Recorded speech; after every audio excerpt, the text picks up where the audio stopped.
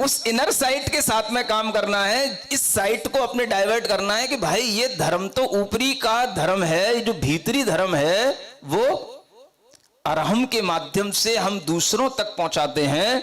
दूसरों की चेतना को भी शुद्ध करने का कोई मंत्र अगर किसी को दोगे तो क्या दोगे? उसका नाम है ओम अरहम नमः। ये आपके लिए अगर देने का भाव आएगा तब आपका पुण्य बढ़ेगा। एक चेतना में धर्म डाल देना,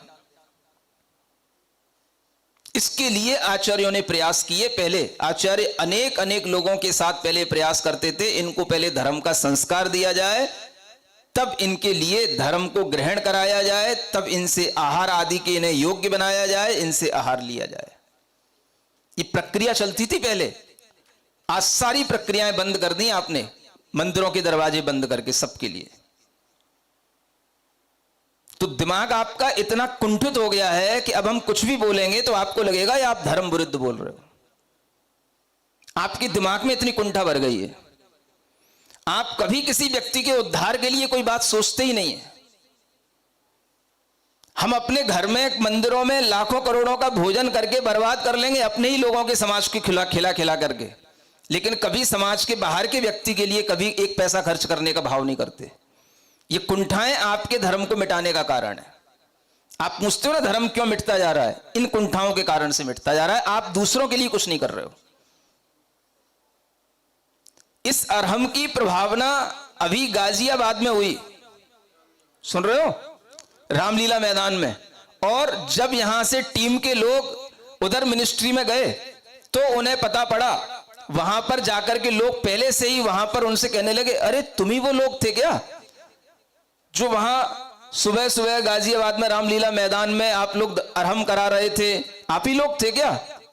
तो वहां जाकर के उन लोगों से ये बात जब सुनने को मिली तब पता पड़ा कि दुनिया में हर तरह के लोग ग्राउंड में पहुंचते हैं, सुनते हैं और वो जाकर के अपनी धारणा बनाते हैं कि हाँ, जैन लोग भी योग करते हैं, ध्यान करते हैं, सीखते हैं, सिखाते हैं। ये गवर्नमेंट की जो एक प्रक्रिया है, इसमें अपने आप को जोड़ना और इससे जुड़ना, ये भी धर्म की एक महती प्रभावना का कार्य है। ये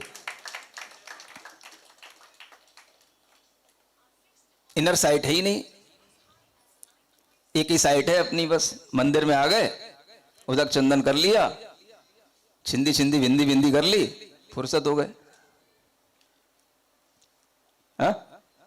इसके अलावा भी कुछ होता है कि नहीं? चेतना का उद्धार करने के लिए नमोकार मंत्र किसी को देना, नमोकार मंत्र का संक्षिप्त रूप बीजाक्षर किसी के अंदर पहुंच जाए तो उस चेतना का उद्धार हो जाए। ये सबसे बड़ा पुण्य कहा गया। इसके लिए आपको कुछ ना कुछ माहौल बनाना पड़ेगा। व्यक्ति आएगा तो तब आएगा जब आप कुछ उसके लिए दोगे, कुछ माहौल दोगे, कुछ स्थान दोगे, कुछ अपनी भावनाओं का विस्तार करोगे तो होगा। नहीं तो क्या करना? तुम अपने मंदिर में रहो, वो अपने मंदिर में, वो अपना धर्म कर रहे हैं, तुम अपना धर्म करो। उससे क्या होना है? समझ में आ रहा है कि नहीं आ रहा? तो फिर वही बात, आगे तो कुछ होता ही नहीं है।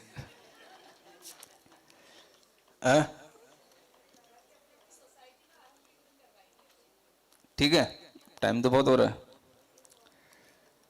इतना ही ठीक है। ओम अरहम, ओम अरहम, ओम अरहम बोल।